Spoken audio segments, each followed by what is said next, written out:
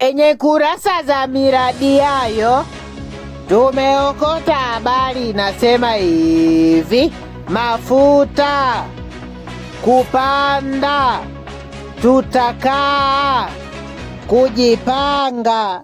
Kwa hiyo mtajipanga na bei mmeshapanga. Alafu mlisema mna akiba ya kutosha, kwa hiyo ile akiba imeshaoza. Ila sasa wahenga walisemaga akiba haiozi, au kwenu imeshaoza?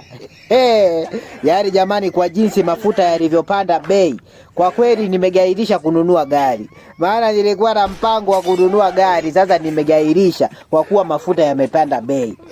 Alafu jamani, mafuta siku hizi ukienda kituo cha mafuta unaulizwa unataka kunusa au kujaza. Yaani jinsi mafuta yalivyo adimu.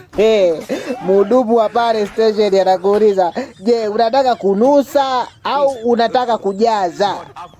Alafu jamani, nimeanzisha mchezo wa mafuta ambaye yuko tayari ajiunge.